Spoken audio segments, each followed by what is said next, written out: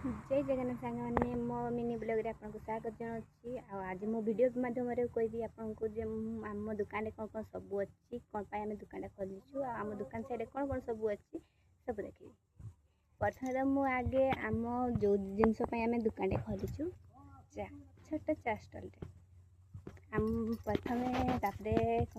प्रथम जिते दुकान आम कलु से आम पाखे सेमती किसी ना दुईटा चॉकलेट डिब्बा था 4टा बिस्कुट थी आम दुकान एति बड़ छोट ही दुकान बेसी बड़ नहीं आम पाखे आम दुकान सामने गोटे बड़ स्कूलटे अच्छी बुली बुलिकी कौन देखेबी आमती किसी ना आप मो वीडियो माध्यम धीरे धीरे जानीजे सब जानीजे यही वीडियो जो जिते स्कूलटे आसी तो आप जानते स्कूलटा कौटी अच्छी